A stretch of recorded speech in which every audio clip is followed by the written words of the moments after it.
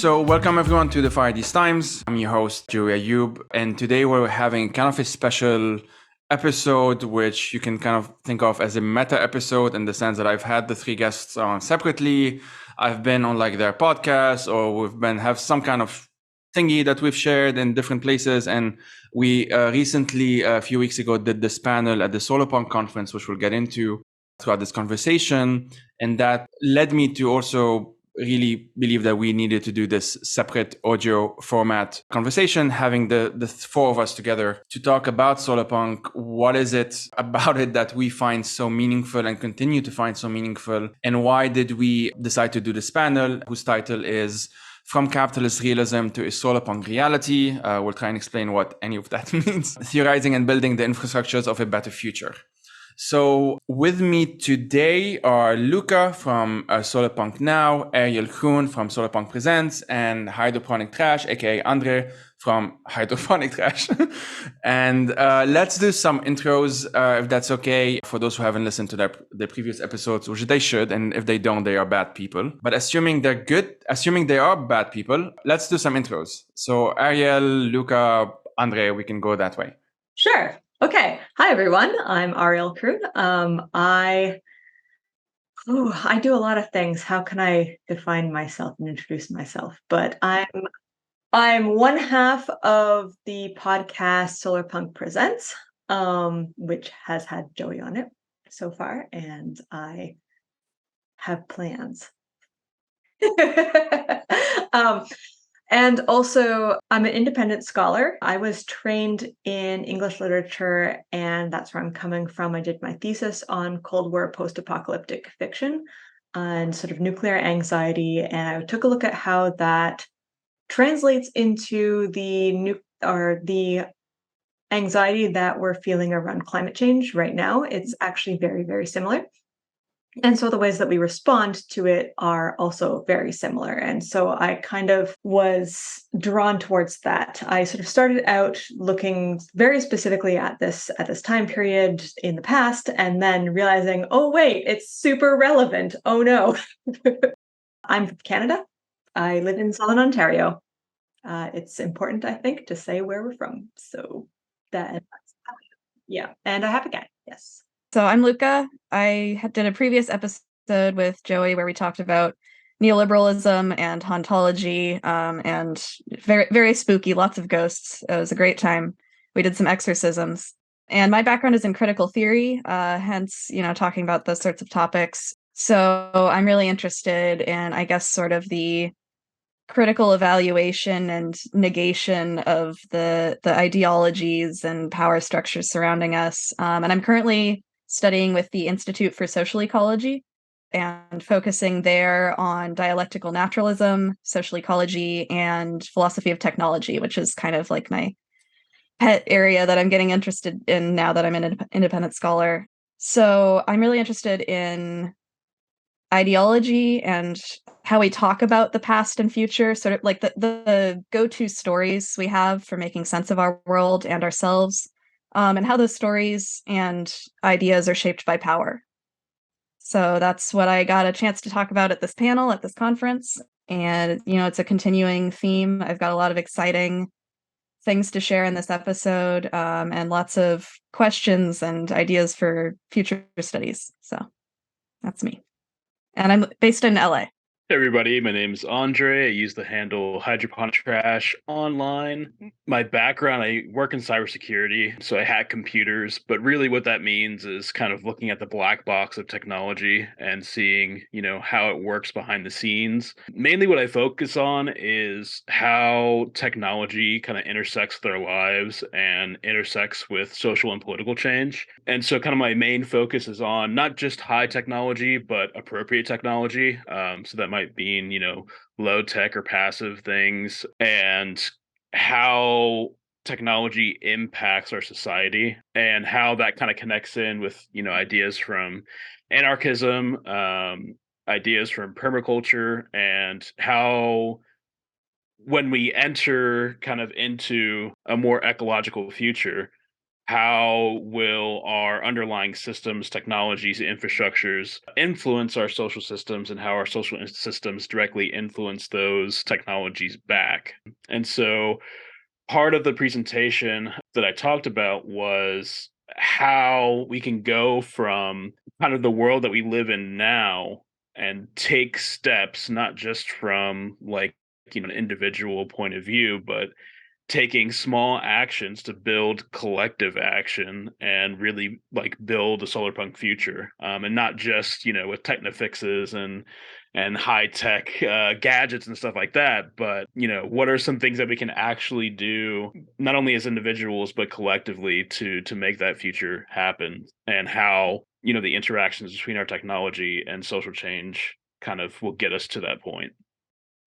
All right, thanks, Andre, and thanks, Luka and Ariel. So I will start with like brief overviews of like my thoughts on this topic, at least the ones that I shared in that panel, and what kind of led me to thinking those thoughts, and why is it relevant to this conversation on Solarpunk. For some time in the past, I had this pretty unhealthy obsession with Milton Friedman. And by unhealthy, I mean that just reading him is not good for your brain in general. So I did that, and then to make things worse, I started reading Ayn Rand, which is also bad. It's not good for you. For those listening, don't do this. Do something else. So I did all of this, and at some point, I have this. We're all pattern seekers. We all look at patterns, and there was a certain pattern, obviously repeating itself, which we broadly call neoliberalism. So, like, focus on individuality. There's no such thing as society. All of that stuff. I'm a reference to Margaret Thatcher there, and essentially reducing humans who are like we are. Pretty social beings. I've been reading, I should say, like this book called Entangled Life, which I recommend, on like fungi and how weird and incredible fungi are. And there's even an argument to be made, which I will only kind of half make it now because I need to finish the book before properly making it, that we resemble, like humans resemble fungi quite a lot in things in ways that are pretty interesting, and even arguably like more than or as much as we resemble other mammals, which is a very interesting argument that the book makes quite well, I think. So I got into Milton Friedman, as I said, and as it happens, a few days before we did that conference, I was listening to one of Cory Doctorow's podcasts where he reads like his blog posts or his essays and stuff. And he mentions Milton Friedman. The title is basically like Milton Friedman was a monster, but he wasn't wrong about this, something along those lines. Folks can look it up if they just write his name on like the podcast apps. And he was referring to this quote, which I'm going to read relatively quickly because I think it's very relevant. And he wrote this, so Milton Friedman wrote this in 1972. And here I'm quoting, "Only a crisis, actual or perceived, produces real change. When that crisis occurs, the actions that are taken depend on the ideas that are lying around. That, I believe, is our basic function, to develop alternatives to existing policies, to keep them alive and available until the politically impossible becomes the politically inevitable." And he wrote this in 72. And so Doctorow basically made that argument, which I agree with. I think it's a pretty straightforward argument, that something that might seem impossible, if it's like consistent enough, if it has some kind of internal coherence, if that makes sense, as neoliberalism does, there is a sort of an internal coherence to it, which, I mean, the four of us obviously disagree with its argument, but that doesn't mean that it's incoherent. They're not random. It's not random thoughts that are being thrown around and whatnot. And there's a reason why we've internalized it to various extents, because it works, quote unquote. And so his argument is that at some point, his vision of things, and other folks who are neoliberals' vision of things, which is what we call neoliberalism, at some point, maybe now, as in the 60s, let's say, seems impossible, because in the post-World War II era, there was very much a new social contract in the West, and I'm simplifying a bit. Whereas, like, there was this idea of like, we all sacrifice to defeat the Nazis, blah, blah, blah. And so now we're going to come together. We're going to have some kind of basic safety nets, the New Deal in the US, of course, the NHS in the UK, and in the rest of Europe as well. Essentially what's called the welfare state. And by the 60s, for various reasons, there have been a number of crises, and folks like Friedman were kind of, I like to imagine them as like lurking, here and there, waiting for the opportunity to pounce. But that's basically what they did.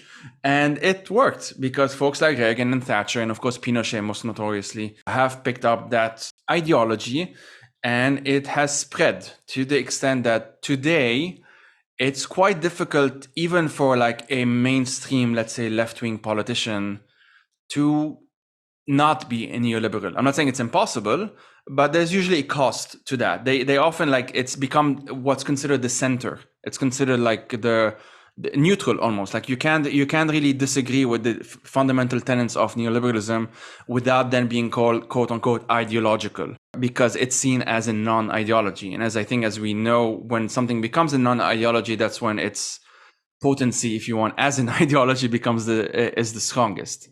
So that's been kind of my background. One of my reasons for thinking like that in that panel, and why I started with Milton Friedman, who is very much not Solarpunky, because I think it's interesting. I think it's interesting to look at our quote unquote opponents and see how they do things and why it works, because it doesn't always work because they're bad and evil. Usually it's because there's like a small kernel of truth here and there, and it's just coated in a lot of bullshit and power and oppression and so on. And of course, I want that without the bullshit and oppression and so on. Like, what is it about this that works? What can we learn from it, if that makes sense, quote unquote? People cannot see I'm doing the bunny ears. And that's my thing, if you want. Like, what is it about it that kind of works? And of course, the other things that does not work or is not good, basically, of course, being neoliberalism itself. So that's been kind of like it's very Sun Tzu of you, very know thy enemy, very yeah, can say that. But beat them. And like Sun Tzu, I love to, or like people who quote Sun Tzu, I love to quote Milton Friedman, even though I don't want to read the entire text anymore because it's too long, So you quoting is nice. So anyway, that's my pitch, if you want, and I'll stop at that. Hear some reflections from you all, and then we'll kind of take it from there. So, while we're talking about crisis and the way crisis presents an opportunity, I think a really interesting historical example to look at is the 2008 financial crash. And there's a great book about this by Philip Murawski. It's called Never Let a Good Crisis Go to Waste. And he is basically a historian of neoliberalism, probably an intellectual historian, he would be considered. So that whole book is his attempt to reason out, like, okay, here's a very obvious example where the system failed, and the way we came out of it was just doubling down on neoliberalism instead of, realizing that something was wrong with it and moving to an alternative. And what could have led to, how did that lead to neoliberalism gaining more power and more traction in society when on the face of it, it seemed like a very obvious failing? And, there are so many layers to it, back Friedman and Hayek and other original sort of like progenitors of the theories having their ideas already out there, and people have already adopted them, and it was already like disseminated through academic departments around, the world. And, there's nothing inevitable about the way that neoliberalism has taken hold, but it's not like it just happened by chance either. It was a concerted effort, and I think in order to fully understand how it happened, we would need to have a perfect understanding of history, which we don't. But I do think this book is a pretty good attempt. And yeah, I mean, know thy enemy is a worthwhile pursuit, and like having some idea how you can give ideas traction and actually have them increase in significance and drive over time and become a part of history and become a driving force. Like that is a really critical thing to figure out for anyone who wants to create a new paradigm, which I think is our goal and was our goal with the very title of this panel, which is From Capitalist Realism to a Solarpunk Reality, which, basically is a paradigm shift from this sort of neoliberal capitalist realist framework to a solarpunk framework. I think that title really summed up that we're trying to do, and also the conference as a whole, and pretty much everyone involved in the Solarpunk project. It seems like a big part of it is how do we make ideas real? How do we create a new framework for telling stories, for understanding the world, for advancing technological and scientific progress, for working together on like a political and ethical basis. What is that ethical basis? How do we develop it? All of these questions seem very relevant, and I think studying history is always a good start. We maybe don't like how history went down, but there may be some themes or trends or, a better understanding of the forces at work that can be gained from looking at the growth and development of neoliberalism. There's a David Graeber quote, which I think I reference way too often. It's like on my little landing page on the internet when you look me up or whatever. But this quote is, "The ultimate hidden truth of the world is that it is something that we make and could just as easily make differently." I think that really speaks to David Graeber's project. He was an anthropologist. He was looking at, either the past or the trends that already existed in the present, how things got to where we are, with the goal of pushing history forward and pushing progress forward. So I find that very relevant. Can I just quickly say what's on my landing page? So I have that Ursula Le Guin quote. We live in capitalism. Its power seems inescapable, but then so did the divine right of kings. And I mean, there is still the divine right of kings in some parts of the world, but that's no longer like the dominant hegemonic ideology. So it's just worth pondering that at the end of the day, when we do move beyond capitalism, which we will, because everything is nothing's permanent. At some point, as to quote our good friend Milton Friedman, the thing that was, I forgot the quote already, the thing that felt impossible becomes inevitable or whatever. Isn't it awful when awful people are right about some things? Unfortunately, and happen. Yeah. When you were talking, Joey, and then in your response, Luka, I was thinking a lot about Disaster Capitalism by Naomi Klein, and just the ways in which, there's that crisis opening and then people pounce. And an interesting bit about crisis from my point of view, studying the nuclear Cold War crisis, was that everybody thought about it as this immediate thing that's going to happen, and it will just sort of like take 2 seconds and then be over with, kind of thing. And we're currently in a climate crisis, and we can't really recognize that as a crisis because, well, now we're starting to see a little bit more of the effects of it that are a little bit more immediate, such as typhoons, hurricanes, heat, and wildfire and stuff like that. But for the last couple of decades, it was more slower, and it was more what Rob Nixon calls the slow violence.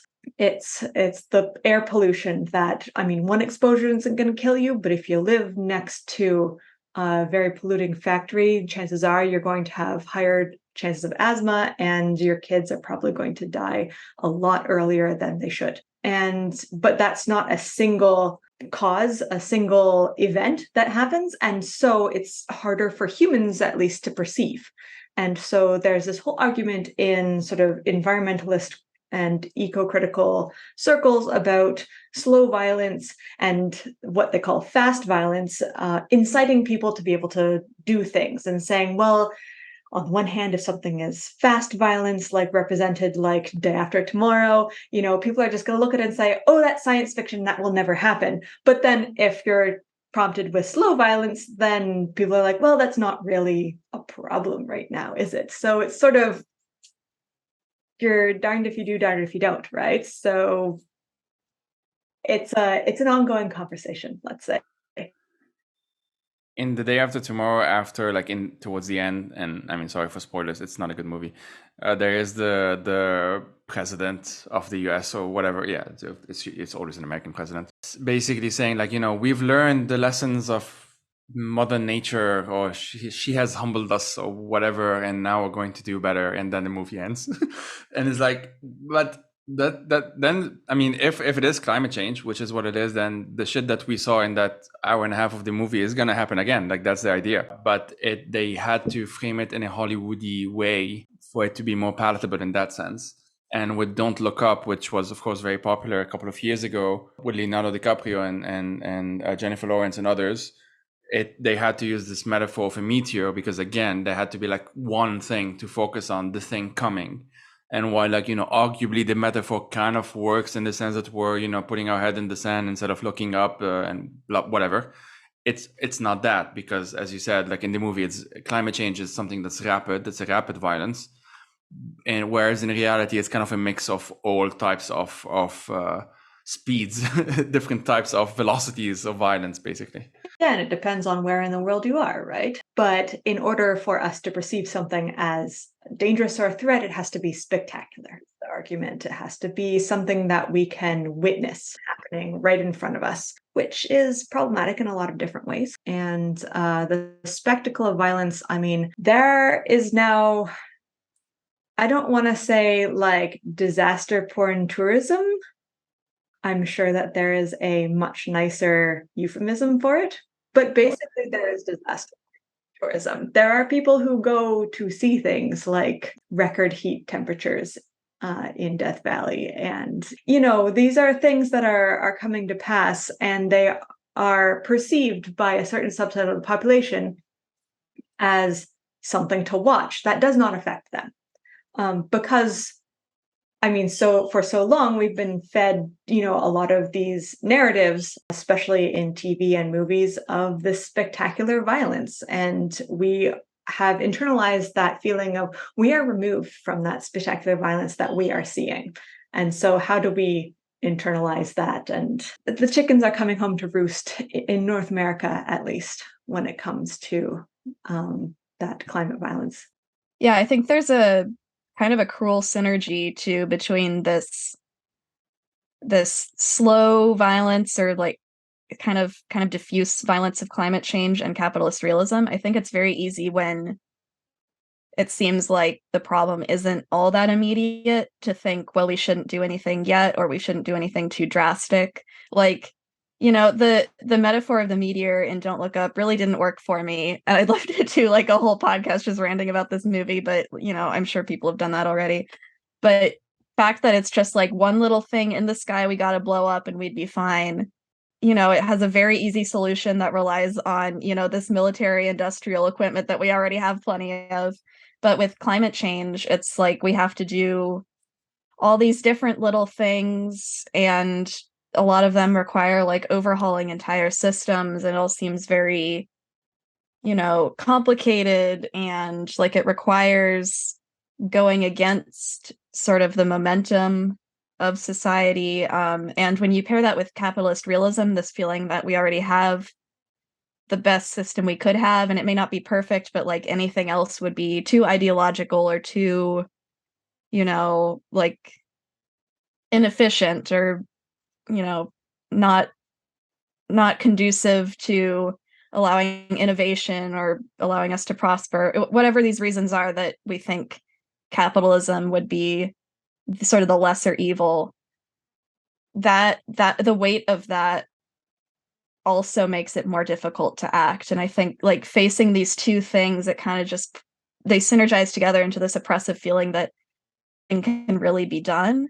And it leads to this sort of like climate doomer feeling. I don't think the feeling is that there's nothing we can do about climate change because it's just like too powerful. I think the feeling is a little more nuanced. It's like we would have to fight against all of the powers in society in order to do something, and there's no way that can happen. It's like we know it's worse because we know something could be done, but it's not going to be because there's no way to like get things off the ground. I think that's what Solarpunk is trying to overcome. It's not just climate solutions, but it's figuring out how to get them to take off and actually gain momentum. Yeah, and I think on the same, kind of frame of mind when it comes to capitalist realism and climate change itself, I think like crisis can be a really big catalyst into like breaking the idea of capitalist realism, right? As like things collapse, it kind of forces people to look at the reality of things and kind of wake up, so to speak, onto like the things that are really happening. So, and also there's kind of on the flip side of crisis, there's also kind of a hope that kind of comes out of it, because you see that in crisis, take for instance, right, a climate change event like Hurricane Katrina, and the crisis that came after that. For the most part, you saw people banding together and helping each other out and helping each other survive in a really bad situation. And you see that time and time again after a crisis, that people will come together and do pro-social stuff and help each other out. Living in Texas, I kind of got a firsthand taste of what it feels like to have, climate change directly impact your life and cause, a regional crisis. Here in Texas, our power and electrical grid is kind of maintained by a private corporation. And so there wasn't proper maintenance done on the electrical grid, and there's a really bad winter storm that knocked out power for most of the state. And it was to the point where I think it was like 3 or 4 minutes. If power stations weren't shut down, the entire grid would have gone offline for months, like 3 or 4 months. With that crisis, though, having the conversation about, something that before seemed so unrealistic, like the idea of community microgrids and the idea of collectively controlled infrastructure, like collectively controlled power grids that are, owned and maintained by the people, really seemed like a fringe belief. But it only took the electrical grid almost completely failing for people to say, oh shit, that might actually be a really viable thing that we should think about, and those ideas they weren't just floating around randomly. People were thinking about them and saying, hey, maybe we should think about, how climate change is going to impact the infrastructure of our lives, and different ways that we can look at things, different ways we can organize ourselves, organize society, organize the way that we do things, to where when the next crisis comes, we won't have the same problems as we did before underneath, a neoliberal or a capitalist system. And so, crisis really brought out ideas that at one point would seem impossible, would seem like, what are you talking about? But now when I talk to people, especially here, about, the power grid, it's easy to say like, oh, what if we had community control of the power grid? What if, we generated power locally to where these situations wouldn't happen again? And so it's interesting how, like, those ideas, I'd say even a couple years ago, especially here in a really conservative state like Texas, now I can have conversation with somebody about, microgrids, stuff like that, and people are really on board with it. Okay, let me put it this way. I think it's interesting to contrast, and here kind of going back to the title of like from capitalist realism to Solarpunk reality, because we're also acknowledging that a capitalist realism is an ism, right? Like it's something that is an ideology effectively. And I mean, for those who don't know, the episode I did with Luka, I think is the one that we got into this specifically the most, but very briefly, and this is probably a bad summary, but like capitalism is this idea that that there is no other alternative, essentially. And because it's not seen as an ideology, it is in many ways the most ideological. It's that whole like hegemonic thinking of harking back to Gramsci and stuff.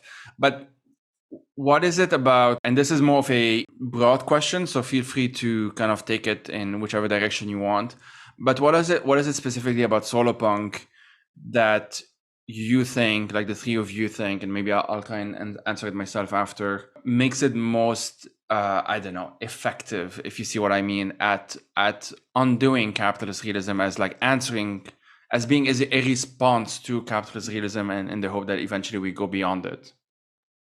Yeah, I think at least when it comes to like the speculative aspect of Solarpunk, it at least gives people a new way of looking at the world. And I think that not just from like, a science fiction angle of things, but like bringing that speculative idea into reality is kind of what most people who are interested in Solarpunk are really trying to do. It's more of to me, I see it as a really inspiring thing, to where you can actually put yourself in the shoes of somebody living in the near future, living in a reality that you would want to live in, and then you can say, okay, well, how do I actually take steps to get there? And I think, like, as a whole, Solarpunk is a really interesting kind of framework to look at things, because you're not only, imagining a better future, but also, taking actionable steps to try and make that happen too, which I think that for the most part, most science fiction or speculative fiction is kind of a reflection of modern times, and all fiction really is. But I think Solarpunk specifically is kind of more geared towards, or closer to, maybe like utopian socialism, of kind of imagining what the world could be, and how that could come to fruition. How could that be a reality? Yeah, I think Solarpunk has a lot of strengths. I agree with everything Andre pointed out. There's something about the fact that, it is very aesthetic, it's in a sense an artistic movement, but it has these like political tendencies within it, or political resonances. And I feel like it's got both a kind of aesthetic strength and a rational strength to it. And it's also got a pretty serious commitment to realism, like reality, what's realistic. And I think the idea that term reality or realism, I think, deserves some interrogation, because the way we use it within capitalist realism can be in its own way kind of unrealistic. It's hard to, I'm using the term real in all these different senses. But there's a sort of distinction that I found really helpful in Kaya Heller's book, The Ecology of Everyday Life, which I also cited back in my conference presentation. She makes the distinction between rationalization and rationality to explain different relationships that an idea can have to reality. It can have this rationalizing. Capitalist realism is more about rationalizing than it is about what's actually rational. Rationality is this ongoing pursuit of truth, of like basing things in logic or empiricism, things that can be proven or demonstrated. And rationalization is more of like justifying the status quo. It uses the language of science, the language of logic, to give sort of the veneer of rationality, but it's really a lot more ideological. It reminds me so much. I read this book that I actually used in my thesis quite a bit, called Ecology and the Crisis of Reason. And it's by Val Plumwood, who's an ecofeminist philosopher. Yeah, she was also talking about that and saying that reason, quote unquote, as we think about it, or rationality, is actually built upon a series of constructed binaries between like men and women, human and animals, like Black people and white people. Like it's like all of these ideas that come out of the Enlightenment that were informed by very wrong-headed thinking about the way that people operate and the way that things are in the world. And so the way that our rationality these days is built upon that, we don't question those binaries. When we do question those binaries, we realize that rationality isn't actually very reasonable at all. And so what is very reasonable is to, use the scientific method to interrogate these things, and to, take a page from sociology and psychology, and really think about the embodied experience of like the real embodied experience of people and animals and sort of everybody on planet Earth as they are in the present, not according to the dictates of people from like the 17th century Europe, So that just really reminded me of that. I'm not quite sure if that was what you were getting towards, but all to say that like I think I'm picking up what you're putting down. Yeah, I'm gonna have to come back to it. I'd love to present an actual quote or something. So I'm gonna look for that. But I think Solarpunk shares that more feminist commitment to not getting stuck at the stage of rationalization and actually trying to move towards continuing to interrogate using the best tools that we have, continuing to like deepen our understanding of the world, rather than pretending that the common sense status quo understanding we have is the correct one, and that rationality is then a matter of fitting everything into that box, which that's rationalization, that's not rationality. I don't remember which language she was mentioning. It could be like her language, which is the Potawatomi. She's of like that heritage. I think it was that language, or it might have been another indigenous language. But there was this, and this is mentioned in Entangled Life. That's why I'm bringing it up, which I'm reading now.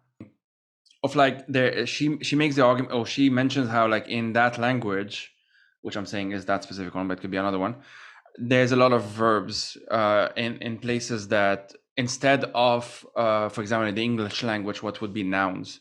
So, for example, one example I think she gives in that book, from what I remember, is hill, right? Like a hill.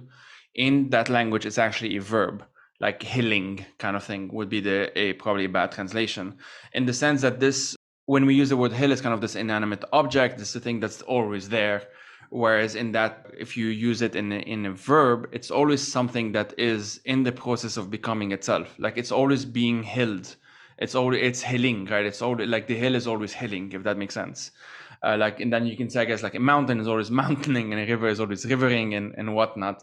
And it sounds a bit clunky in English because we have to make like that extra effort in the English language, but our languages, including that one, that are already like kind of embedded within it. And that for me at least shows that if there are more than one ways of conceptualizing this very same thing, then its thingness is something to be questioned, in the sense of like not to be taken for granted as something that's inanimate. And as you said, like Ariel, especially, and Luka as well, the categorization of like humans as being humans, and then of course you have by contrast pretty much everything else, non-humans, animals, mammals, birds, all of that. It's something that's very interesting because, oh yeah, Ariel, you just mentioned in the chat, like it essentially means that there is a subject and there's an object, and especially like in English, like dogs, for example, for the most of the time we call them it, and the it is also the same it for an inanimate object. Now, those of us who have pets, usually I say he or she, for example, in which case even that is it's a human, like I'm just humaning, I'm using my own framework to just kind of simplify things. And that's just because we have this need, or at least it's currently most of us have this need to have a sort of I struggle to say binary, but at least a way of having categories. And for good or for better or worse, probably for worse, this is how it's been kind of functioning for a while now. But we, I think, have seen, especially in the past century, probably more than that, especially, but with the development of like decolonial literature, and of course with the actual decolonial movements and anti-colonial movements, we've seen an attempt that has kind of succeeded to different extents to go beyond that. There are those who reject it entirely. So you'll have like the Algerian nationalists who reject anything that comes from France. You will have those that try and go beyond it, essentially saying like, we're neither this nor that, but we're something completely different. And there's this negotiation in some sense, at least there was back in the 60s and 70s, now a bit less so, of what does it mean to be X. And for me, this is very interesting because it essentially means, I think part of what I find interesting is that it's sort of a subtle recognition that the way we live, culture is basic, etc., is a social construct, and recognizing, or a bunch of different social constructs, and recognizing them as constructs, to go back to that quote from Graeber, means like something is made and therefore it can be made differently. And this what I find fascinating about Solarpunk specifically is that it's almost like we've gotten to a point where we have recognized that there is such a thing as social constructs. We are made out of stories that we tell ourselves, that we tell others, that are told to us, might something that we haven't inherited and whatnot. And it doesn't mean that the stories are quote unquote wrong or fake. It just means that they are stories, and that there could be a way of disentangling that from rationality, for example, and accepting that rationalism or rationalization, as you mentioned, Luka, before, is in many ways a way of like perpetuating a story that we, quote unquote, want to be true. Like we have an answer that we want it to function. We want that answer. That answer is, and not the four of us here, but like we, broadly speaking, in this hegemonic sense, we want capitalism to work. We want infinite economic growth to work. There is a uncomfortable reality that we live in a planet with finite resources, and therefore something has to give at some point. Like mathematically, this does not work. So we change everything else to try and make it work rather than change the formula, basically. Yeah, that's exactly right. I have a quote now that I mean, you kind of anticipated it with your comment there. Section of her book is speaking to sort of this turn away from rationality that we got in like the 70s, and sort of like a reaction to capitalism that wants to turn towards spirituality and do away with like logic and rationality entirely. And she thinks that's really problematic because, like you said, you know, there's a lot of great literature breaking down all these categories, but people have all sorts of different relationships and ideas about where we should go next. After the critique, you know, we need to build something up that's positive. We need, I think anyway, we can't just dissolve everything. We need to create new, more useful categories that, you know, serve, you know, the limitations of living on a finite planet, or that serve our psychological and social needs for community. So the quote here says, "The cause of cultural and ecological degradation is indeed capitalist rationalization, not a modern fall from spiritual grace." So it's not this sort of reactionary idea that because we don't have a faith driving society anymore, that's what's causing our downfall. It's capitalist logic itself that is, you know, we're trying to fit everything into the capitalist story, trying to make work at the expense of actually continuing to develop newer and more useful ideas. And she continues, "If capitalism is a set of social relationships based on exploitation, regularization, alienation, and commodification, then the antidote to capitalist rationalization is a new relationality. So we're not just doing away with these relationships, we're building up a better sense of what relationships can be. We're building empathetic, sensual, and rational ways of relating to each other," which I think really nicely ties into the feminist theory that Ariel was bringing to our conference panel, and also the ideas that Andre was developing with the story that closed out the panel. If either of you would like to talk about the new Solarpunk relationality, I think that's really a strength of Solarpunk too, that it's not just committed to continuing to develop like scientific, technological development and thinking. It's also committed to the social and the human and making sure that these things are working together. It's rational in this deeper, more feminist sense that I think is a great strength of feminist literature in the last couple decades. With my presentation at the Solarpunk conference, I kind of started out with Cruel Optimism, which is a book by Lauren Berlant, and was pretty instrumental in my turn towards Solarpunk, because Cruel Optimism is kind of all about what happens when reality doesn't actually live up to capitalist realism, which she doesn't really put it in those terms. But the whole book is from her perspective as an American scholar on what happens when the capitalist dream just kind of frays and is unattainable, or the American dream is just not something that most Americans can, aspire to anymore. And I would add a lot of Canadians. There's the, Canadian dream kind of thing, right? And most of us just don't have the economic means to move within the current sort of late capitalist reality to be able to achieve that. And Lauren Berlant's looking at, okay, but so when we can't, what happens? What is actually the thought process and the emotional reaction to that's happening? It's a fascinating book, very, very bleak, because she comes up with the thesis that cruel optimism is what's sort of taken a hold of our society. We have this optimism about capitalism and about the promises that capitalism gives to us. And she says that a relation of cruel optimism exists when something you desire is actually an obstacle to your flourishing. So, say you want to buy a house, but you can't attain the amount of money for a down payment, but you keep holding on to that dream. And so all of your money and all of your thought and all of your time is going towards this saving up for a down payment, which just gets more and more expensive and further out of reach. And suddenly you're in your 40s and you still don't have enough for a down payment. And you're like, wow, what have I been doing with my life? I want my life to begin once I have a house. And that just kind of derails people from, I guess, pursuing actively what they want to do, because we're all caught up in this idea of capitalist reality and the idea that this is real, this is the way that things are supposed to go. And so Solarpunk I see as an antidote to that, because also Solarpunk is just so rooted in, there's an emphasis on doing what you can with what you have where you are.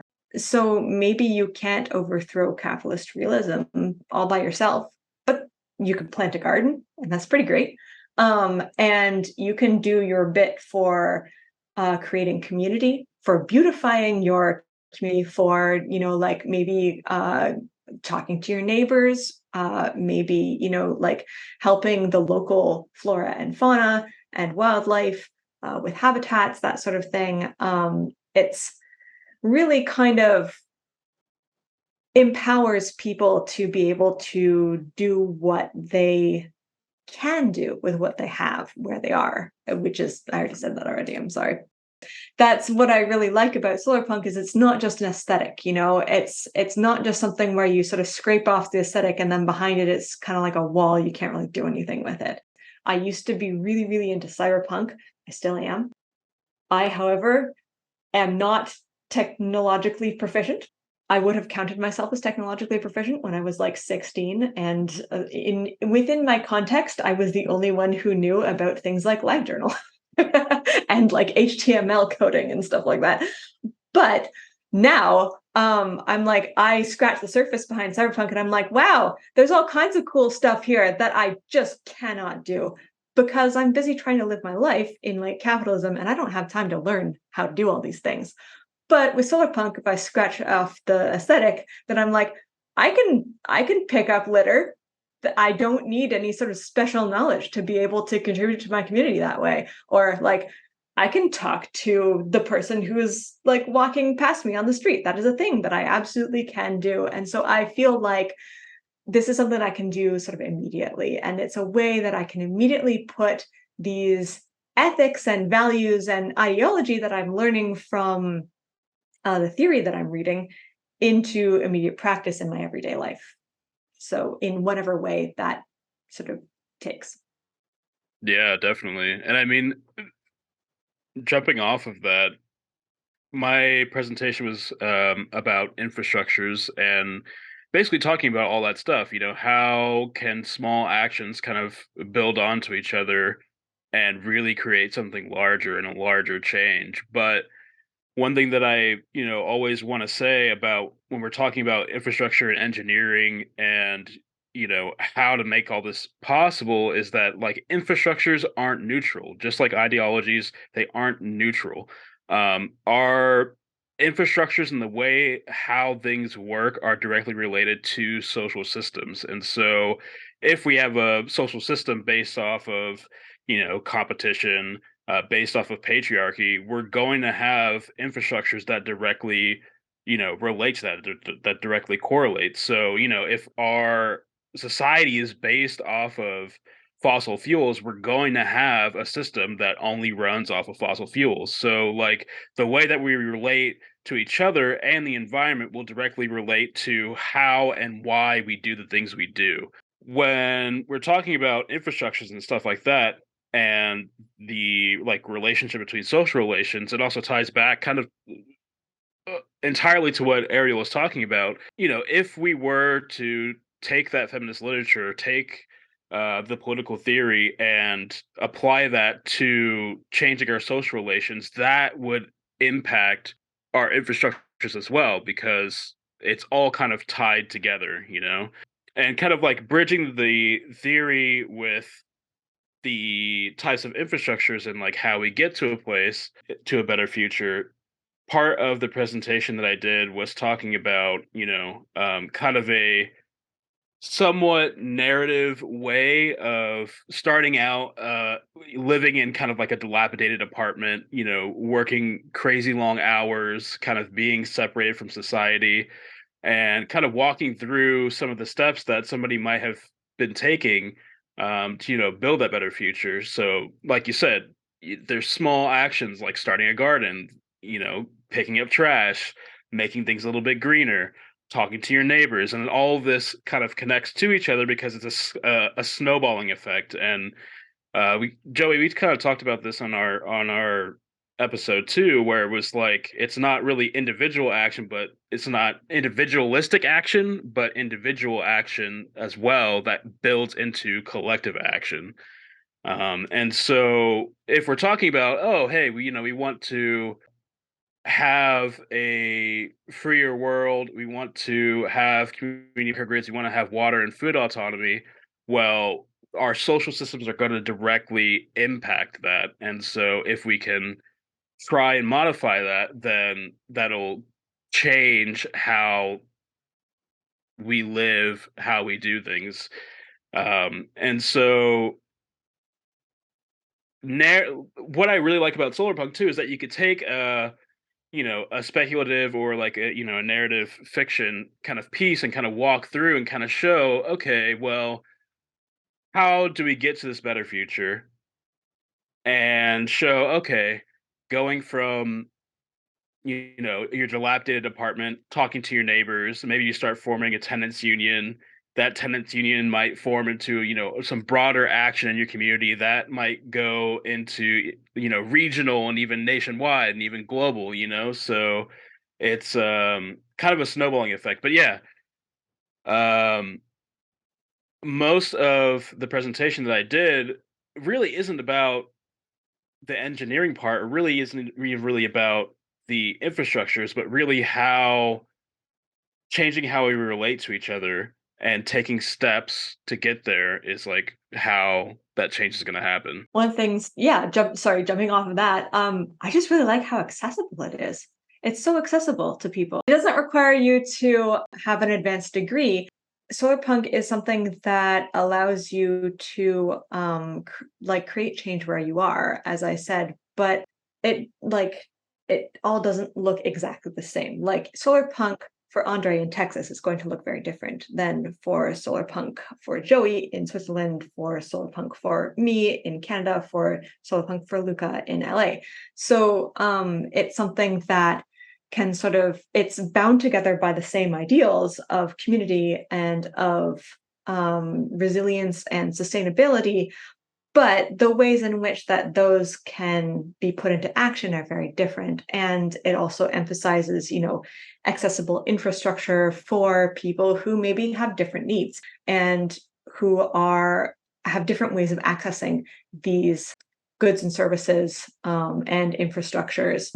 I mean, thinking about things like just can somebody in a wheelchair use this? Can somebody in a wheelchair or who uses crutches, can they access this garden? What if they really want to help with weeding? What does that look like? How can the community come together to make it so that that can happen? Solarpunk is really open to that, I've found. At least the communities that I'm in, everybody really pulls together and really acknowledges the, I guess, different flavors of human that there are in the world. One of the things about capitalist realism is that it doesn't acknowledge that people are different. It doesn't acknowledge that people are located in different places. It doesn't acknowledge that people have different ways of relating to each other. Whereas Solarpunk does. And Solarpunk not only acknowledges that, but celebrates it and kind of opens your mind to being able to create those relationships maybe differently than capitalist realism would have you think that there's only one way to do it. Jumping off that a bit, you mentioned, I think it was Andre, you mentioned like technology not being neutral and anything. I found this is one of the, I don't know if it's the easiest, but it's definitely one of the easier ways of talking to people about things that otherwise, like talking about capitalism, things that are otherwise maybe too abstract. Most people who think about capitalism are not huge fans of it. There's a reason why, like, capitalists don't call themselves capitalists for the most part. They use it, and sometimes they say capitalism is good, but they don't say, hey, I am a full-time capitalist kind of thing. Although you have the venture capitalists, which is its own thing, obviously.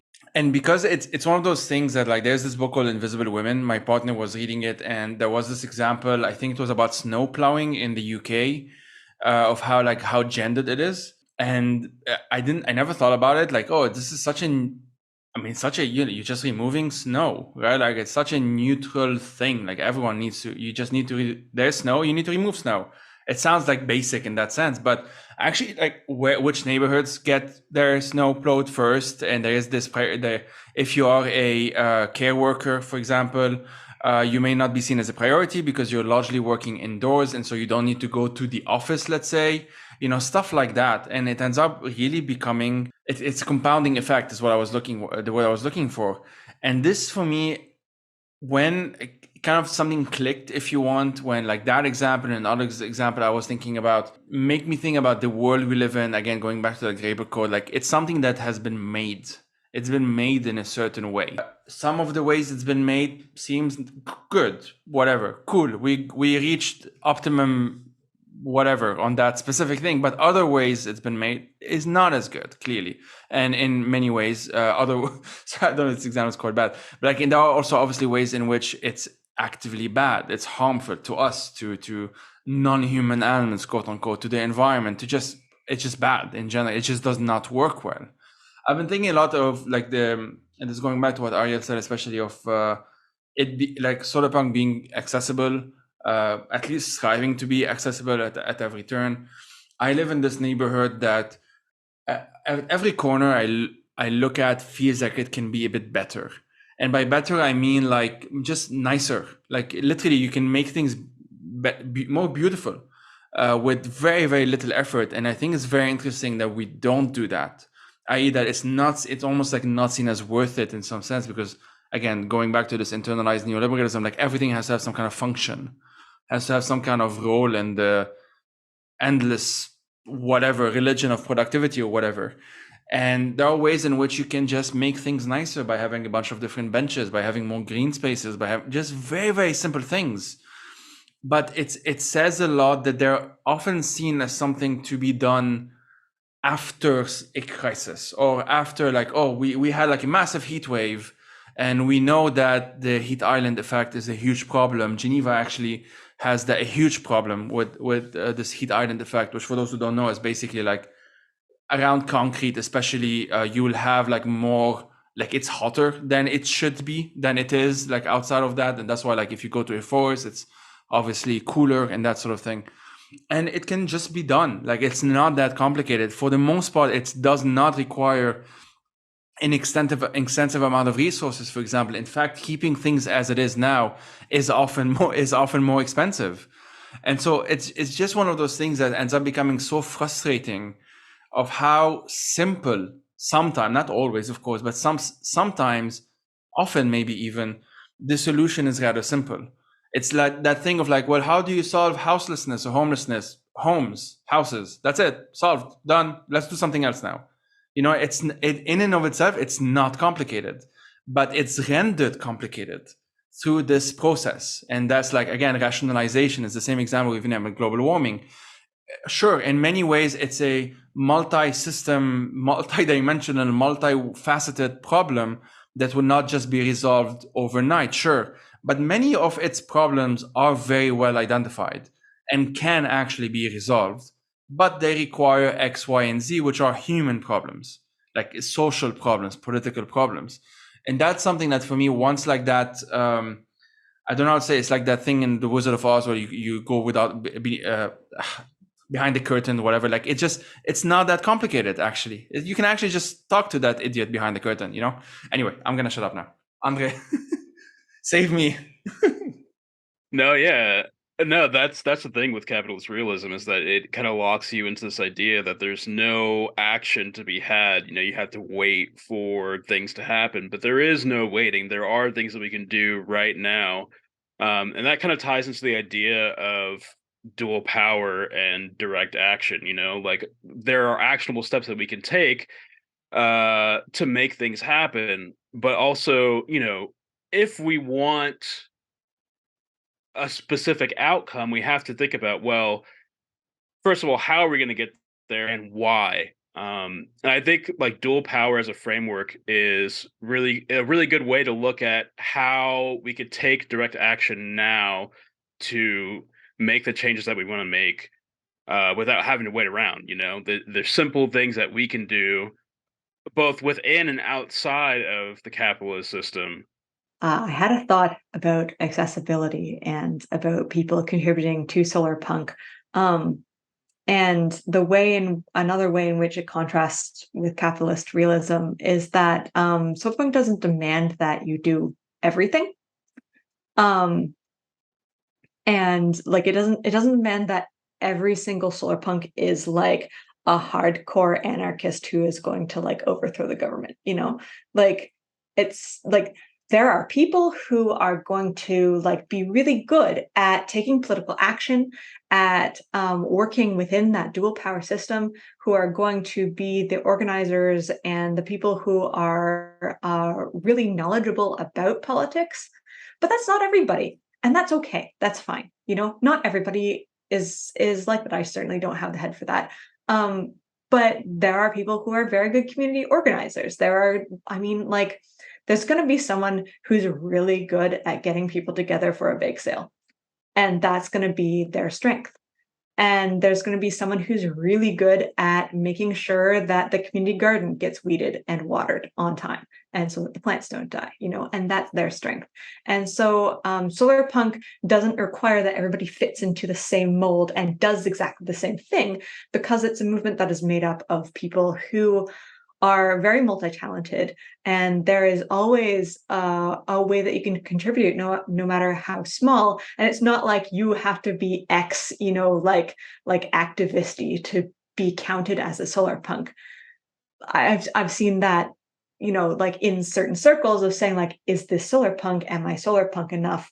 If you are dedicated to creating sort of a better world in the present, with an eye to the future of creating this better world and supporting people working towards that better world, then yeah, I think definitely you're a Solarpunk activist in the way that you can be, So that's what I have to say. I think that's also a strength that Solarpunk has over cyberpunk. I am also sort of I guess recovering cyber. I don't know. I'm still very interested in it.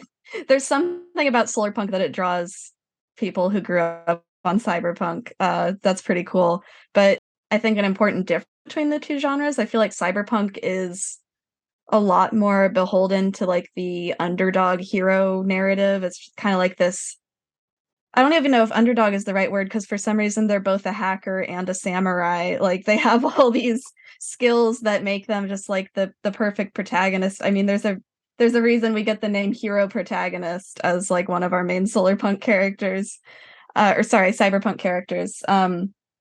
Something I've been thinking a lot about though with speculative fiction is like, how does history actually work? How does change actually happen? It's not because one guy hacked the mainframe and chopped the head off of anyone who got in the way. It's because of like all of the people who got him the equipment he needed, and the people who were able to create vulnerabilities in the system first, and like the network of care that he was able to rely on to get food and healthcare and whatever he needed. Like, I think Solarpunk does a much better job of looking at how a community and like a network of people drives change. Even the sort of like trend towards neoliberalism that we have seen in recent history, not because like a guy had an idea and that idea just took off on its own. It's, you need people to carry that idea, and they almost do more work than the original like thinker, because they have to understand it, they have to believe it, and then they have to carry it with them. So it needs to disseminate throughout society. In neoliberalism's case, like into our like economics departments is a big place for it, and like business schools. But that's that itself is still a whole network of people, and all of their wives and all of their housekeepers and gardeners, like change doesn't happen because one person has a good idea, or because one person is a badass, or because one person just like takes it upon themselves to be the hero of the story. There is no protagonist in real life. We're all contributing where we can, and that's not a weakness of Solarpunk. That's not a problem. That's its strength. I think it's a much more realistic look at how change happens. Yeah. So, okay, I'll try and add a few thoughts, and then maybe we can like slowly wrap up with like final thoughts and recommendations and whatnot that we can give listeners, like stuff to do, whatever. I have this example. I've given it, I think, once, at least on this podcast, that I think like illustrates quite well a bit of like the spirit of what we're talking about. And it's a bit ridiculous, but honestly, it's not that far off from what actually happens. So I'm sure the three of you like know the prepper world you have the toxic type of preppers, and you have the, let's say, a bit more wholesome type of preppers. So the toxic are the more kind of stereotypically maybe usually Americans and quite often white Americans, but not only, and males obviously for the most part. And it's all like, how to do your own bazooka and shit like that. And how to, how to fence your house in case of a zombie. I'm making shit up here. But like very, very unrealistic things that really take a lot of time for very little, sorry for the noise, for very little return for the most part. And it's kind of predicated on this idea of like, I have a thing, a property. Usually it's like a physical property, like a house or a land and whatnot. And it's often extends to like my family and my wife and my whatnot, in the same logic of private properties, essentially, although they don't usually say that explicitly, but that's essentially what it is. And again, it's like they want to be everything at the same time. They want to be like biologists and chemists and doctors and architects and engineers and gun people and whatever, all at the same time. Whereas sometimes like the easiest thing you can do in that situation is just get to know your neighbor who might be a doctor. And there is this like way in which it's artificially made more complicated than it is. And I give this other example of like the Elon Musk and the highway shit, which I know I'm sure the four of us here are more familiar with it. But in case listeners don't know, is this idea that like congestion and traffic can be resolved by just adding one more lane, or having this ridiculous death tunnel that just has I'm not going to get into this because I'll talk about this for a long time. I'm into transport a lot, but it's a thing like, well, actually there is a way of resolving congestion. It's called trains and trams and buses and just carpooling and all of that stuff. It's studied, it's already well established. And it's one of those things where like you maintain the sorry, one sec. Snowy, come here. Come. You maintain this, almost like this illusion that this is something that is still debatable when it's actually resolved. Like this is a problem that's actually resolved because you're trying to do something else with that. You're trying to make a profit. You're trying to do something else than resolve this problem. So you use that sort of language. And there is, again, the same metaphor of like, in the sense like you can have like 1,000 people on a train versus 1,000 cars. And clearly 1,000 people on a train is more efficient and cheaper and just nicer and whatnot. And that's the same prepper mentality in some sense. Again, I'm using prepper in quotation, like the toxic type of prepper, because a smarter type of prepper is like, yeah, I need to know certain things here and there. This is, it would be nice to know how to garden and be nice to know some basic first aid and whatnot. But I'm not going to spend 15 years in medical school. I'm not going to do this. It's not realistic for most people to do this. So I'm just going to befriend someone who's already done that. And that person will, and that's how we already do things. And in Lebanon, for example, growing up, most of the ways in which society was functioning to the extent that it was because like there was this neighbor of ours who was a doctor and he became basically my grandmother's doctor. And because like they were neighbors, like sometimes it was kind of for free and sometimes it was cheaper and sometimes it was that sort of thing. And it just functioned that way because otherwise then you just don't have access to medicine. They're like it became because of out of necessity in that case. So all of that to say that what frustrates me most of the time is not trying to persuade people, oh, Solarpunk is a good idea. Because honestly, most people don't have inherent, in my experience in any case, don't have an inherent antipathy towards the idea of it, because it sounds nice, cool, nice. Like, people are nice to each other, things are greener, it seems more accessible, we have more fun. Very few people are actively against that, but it feels unrealistic, right? Again, quote unquote. And this is, I guess, what we are trying to at least untangle. So those were kind of my thoughts, or probably ending thoughts. I don't know. I'll let you guys end at your own pace. What are certain reflections, or things that you wanted us to get into, that sort of thing. And then I'm sure we can have a part 2 and 3 and 4 and 5 and 6 and 7 until we resolve capitalism, which I'm sure we can do with the podcast. Yeah, I have about 3 books too. The first one is Everyday Utopia by Kristen R. Godsey. Really interesting book that kind of goes through a bunch of different social experiments and utopian ways of thinking that have happened throughout history. So it kind of highlights different societies, different groups who experimented with changing their social relations. It has some really solid examples of, people using technology not in a way to, destroy the environment, but it actually, help it and help each other too.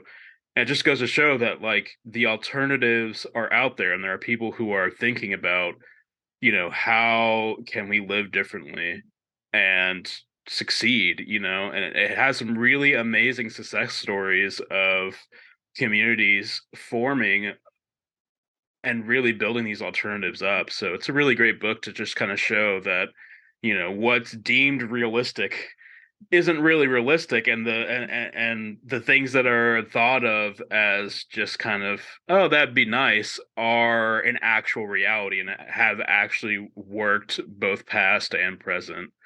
The second book is I Want a Better Catastrophe by Andrew Boyd. And it kind of goes through talking about climate change, climate grief, and it starts to touch on, as climate change gets worse, is there any hope? And in the book, he says, yes, there is hope. And I think that's what Solarpunk is all about, is saying, we're facing some pretty insane challenges in the future, but, there is hope with each other that, we can change the way that we do things, and not only help the environment, but help regenerate the environment as well. And the third book I have is fictional. I think Joey, on our last podcast episode, I recommended it. I'm going to recommend it again because I love this book. It's Walkaway by Cory Doctorow. And it's another book talking, speculative fiction book talking about a future where people kind of use dual power system. There's kind of a hyper capitalist cyberpunk dystopia happening, and on the outskirts of that society is kind of an interesting, more egalitarian, free sharing society that's kind of living on the edges, and they're called walkaways because they walked away from society to build their own society. And so it kind of touches on some ideas of dual power, technology, people building alternatives, and making it happen. So those are kind of my main 3. I've been thinking a lot about the stories we tell about history, the stories we tell about the past and the present. That's my interest in, like, protagonists and how ideas transmit through society. So 2 books that I'd recommend for digging into that. 2 very different books. The first one is Bruno Latour's The Pasteurization of France. If you don't know Bruno Latour, or if you haven't read him, you may know his reputation as being kind of dense and unapproachable French philosopher. But this book is rather accessible, at least so far. I'm still reading it. And it's an interesting exploration of how we talk about scientific revolutions, and it actually ties into how we talk about society and history in general. So The Pasteurization of France is obviously centered around Pasteur and his discoveries of bacteria and how that gets taken up by the hygienists who want to figure out how to like stop the transmission of disease. And it's a really interesting journey through like all of the different actors that are involved in making a societal transformation. And it's a case that's very clear cut, where there's a very obvious like transition in society that improves things, but it doesn't make sense to credit it to this one guy, Pasteur. It's not like he single-handedly, stopped the transmission of disease in French cities. It was thousands of people, maybe even the whole of society, and also, factoring in the microorganisms. And it's sort of it's a pretty concrete example for actor network theory, which is a theory Latour developed along with some other thinkers. That's a way of understanding technology as it's embedded in society. So again, I would really recommend that for understanding scientific revolutions and history, and just sort of how ideas are transmitted, what gives them power, how they can actually change the world. And then on the fiction side of things, I wanted to recommend the Terra Ignota series by Ada Palmer. It's a very dense, involved exploration of, I guess, you can call it a lot of different things. You can call it a political drama. You can call it speculative fiction. It's written from the perspective of a historian in the future. So it's set in the 25th century, but the narrator is a historian writing to posterity. So it's framed also as a historical document and explores a lot of very interesting questions around how we tell history, questions of bias and censorship, and how different ideas can limit narrators in interesting ways. Very innovative. It does a lot of interesting things with the form of the novel. And I'm obsessed with it, and I would love if the fandom was bigger. Please join us. And then my third recommendation is completely out there, different from the other two, but it's just a neat podcast about trees. If you want to learn more about trees, I recommend Completely Arbitrary. That's ARBOR. It's mostly US based. They mostly talk about trees in Portland, where they're based, and also just kind of across the continent. But I think these trees are found elsewhere too. They might have episodes on others. I think they did one on the baobab tree most recently. But it's just a very good podcast. Every episode is a different tree. When you start listening and like you go on a hike, you'll be telling your friends about all the different trees and how you're able to identify them. Very cool experience. It sort of changed my perspective. And I notice trees in a way I did not before. I am not going to recommend any of the books that I quoted in my presentation, because I feel like that's a recommendation enough. I did mention the Val Plumwood's book, Environmental Culture, The Ecological Crisis of Reason. This honestly sort of changed the direction of my research almost. She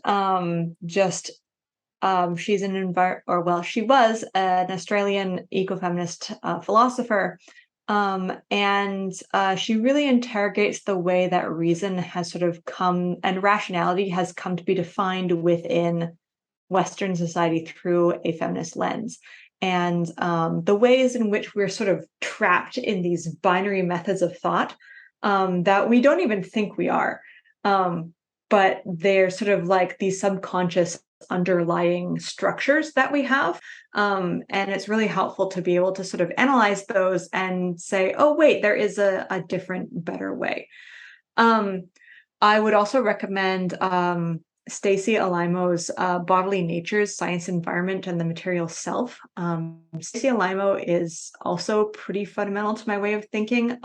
Joey, I was thinking about her theories of transcorporeality when you were talking about the fungi book that you were reading. And because one of her main theses is we are connected to our environment in so many different ways, like the ways that we are colonized by different bacteria, the ways in which we our skin is basically a porous membrane between ourselves and the air and the dirt and the water that is around us, and thus the beings in that water. And I would really recommend a good reading of it, because she again kind of blew my mind.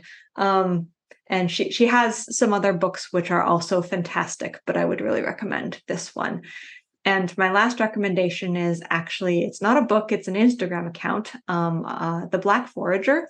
Alexis Nicole, she's located in Ohio, and I have learned so much from her reels. Oh my goodness. So I think one of the latest she did was talking about making May apple pudding. And I did not know what May apples were, or that they were indigenous to my bioregion, or that you could actually eat the fruit of them. Every other part of the plant is toxic, but the fruit is edible. And that was amazing and made my day.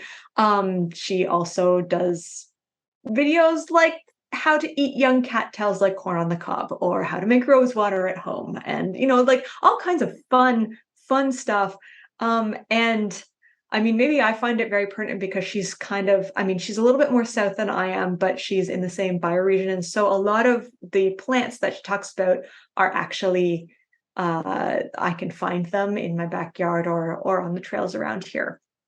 But I think a lot of what she has to say is very transferable to sort of wherever you're located. Yeah, I would highly recommend checking her out. She's at The Black Forager, I believe, on Instagram. I'll link her down below. So yeah. Awesome. I already followed her. I have, I think, 3 books I will recommend. I've been doing this thing because I like cheating. So there's Entangled Life, the book I mentioned before. It's by Merlin Sheldrake. I only just started reading it. I was actually led to it by a podcast I follow called, I think it's called General Intellectual Unit, something like that. I will find it and put it in the description. But they read different books, and so they've been reading Entangled Life, and some of the stuff that they've been talking about has been so fascinating that I had to get it.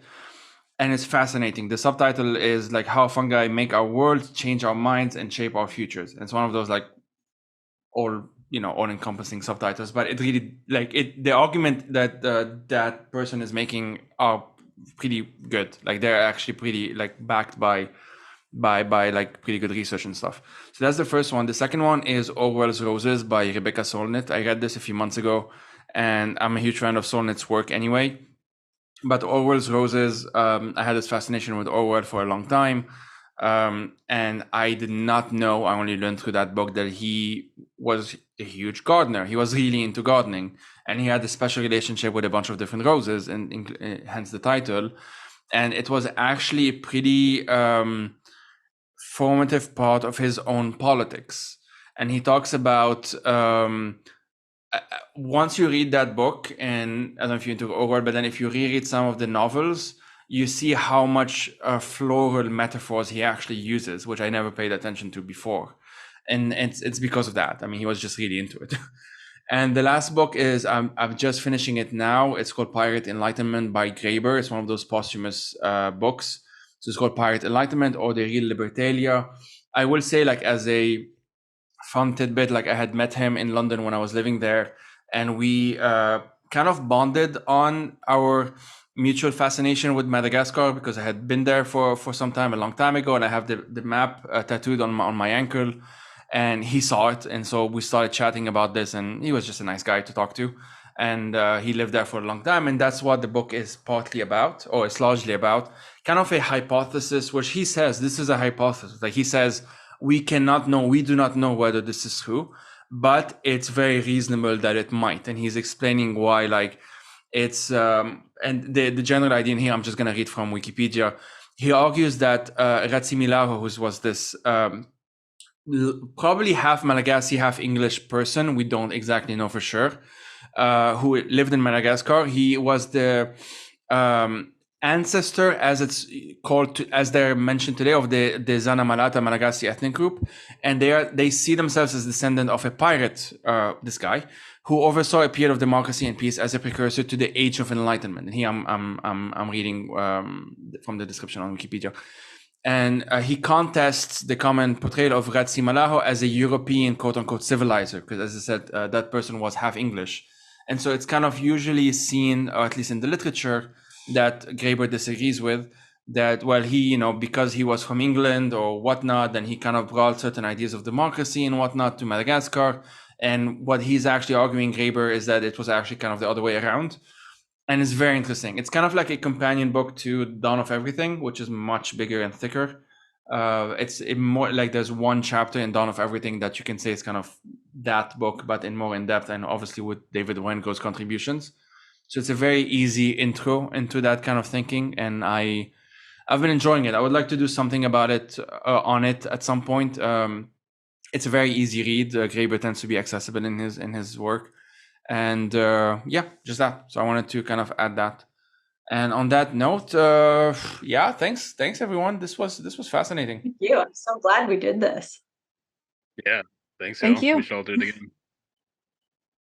Yeah, and I'm sure we'll do something at some point that is more along the lines of this and probably more in depth and I don't know, part 2, as I said, part 2 and 3 and 4 and 5. Until we solve capitalism, after that we can rest. Mhm. Yeah.